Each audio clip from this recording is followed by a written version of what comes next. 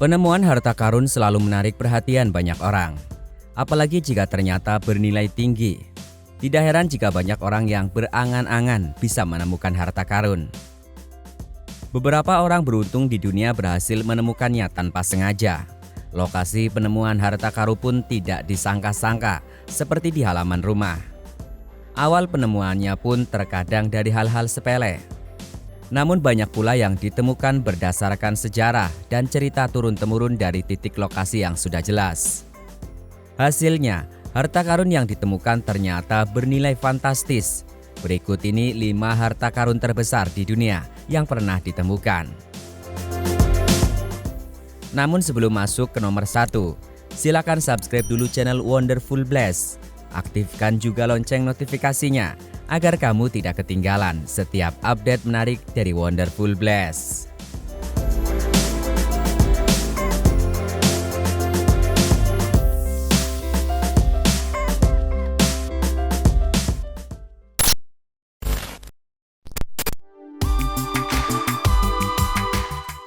Harta karun kapal San Jose.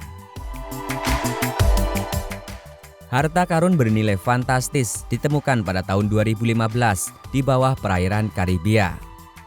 Pengumuman itu disampaikan Presiden Kolombia Jose Manuel Santos. Meskipun ditemukan pada tahun 2015, detail harta karun ini baru diumumkan 3 tahun setelahnya. Melansir The Sun, harta karun itu berupa emas senilai 22 juta dolar Amerika Serikat yang ada di kapal San Jose. Kapal ini diketahui karam pada tahun 1708 saat berlayar dari Panama ke Kolombia. San Jose tenggelam akibat terlibat perang dengan kapal Inggris.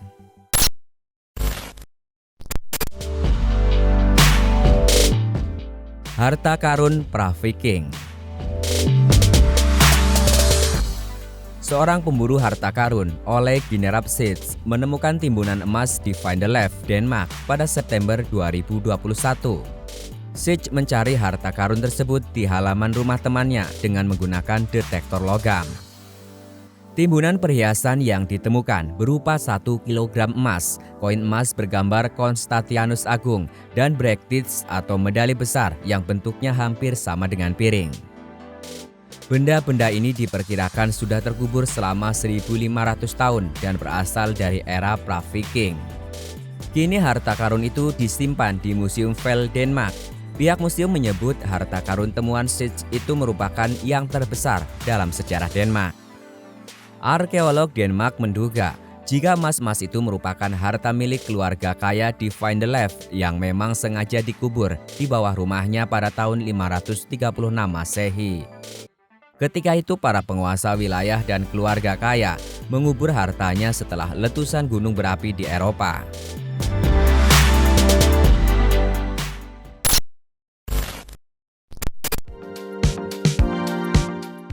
Temuan di perairan Cirebon. Pemburu harta karun bawah laut Luke Hyman menemukan harta besar di perairan Cirebon pada tahun 2004 dari bangkai kapal yang karam selama 1000 tahun. Melansir laman resmi Kementerian Keuangan, nilai dari harta karun Cirebon tersebut sangat fantastis, yakni 720 miliar rupiah. Benda-benda yang ditemukan adalah rubi, emas, batu permata, keramik kerajaan Cina, dan perkakas milik kerajaan Persia. Untuk dapat mengangkut seluruh benda itu, Heymans dan timnya harus menyelam sebanyak 22.000 kali. Akibatnya, waktu yang diperlukan untuk proses pengangkutan tergolong cukup lama, yakni setahun.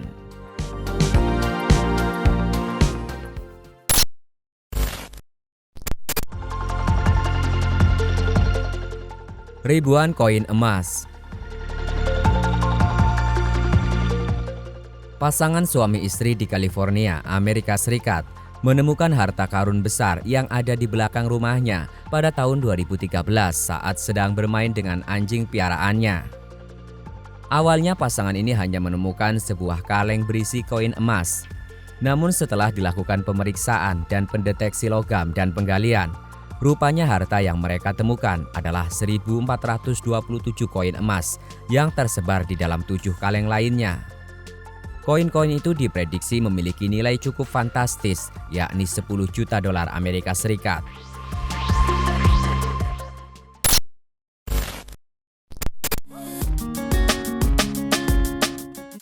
Staffordshire Hoard. Pada tahun 2009, Terry Herbert, seorang pencari harta karun amatir asal Inggris, menemukan harta karun di lahan pertanian milik Fred Johnson di kawasan Staffordshire menggunakan alat detektor logam. Setelah Herbert mendapatkan izin dari pemilik tanah, dia melakukan penggalian selama lebih dari 5 hari dan menemukan sekitar 3.500 benda di dalamnya. Adapun temuan Herbert adalah emas seberat 5,1 kg, perak sekitar 1,4 kg dan perunggu, serta batu delima atau garnet.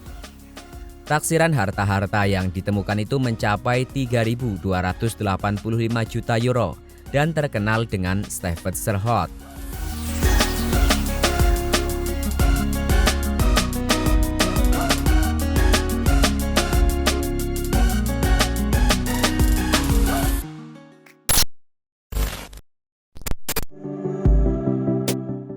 Nah, itu tadi harta karun terbesar yang pernah ditemukan. Berbicara mengenai harta karun yang ditemukan, apakah si penemu boleh mengklaim sebagai miliknya sendiri? Sayangnya ternyata tidak bisa. Kita harus melaporkan penemuan itu kepada pemerintah daerah, dan penemuan itu bisa saja diambil oleh pihak pemerintah. Di Indonesia aturannya adalah Undang-Undang Nomor 11 Tahun 2010 tentang Cagar Budaya. Merujuk pasal 23 dijelaskan, bila setiap orang yang menemukan benda yang diduga benda cagar budaya, bangunan yang diduga bangunan cagar budaya, struktur yang diduga struktur cagar budaya, dan atau lokasi yang diduga situs cagar budaya, wajib melaporkannya kepada instansi yang berwenang di bidang kebudayaan, Kepolisian Negara Republik Indonesia, dan atau instansi terkait paling lama 30 hari sejak ditemukannya. Lalu apa si penemu tidak mendapatkan apa-apa? Tenang saja, kalau merujuk pada pasal 24, si penemu akan mendapatkan kompensasi. Kira-kira bunyinya, setiap orang yang berhasil menemukan sejumlah barang maupun benda cagar budaya memiliki kompensasi dari beberapa benda yang ditemukan. Sekian, semoga bermanfaat. Sampai jumpa pada video menarik kami berikutnya.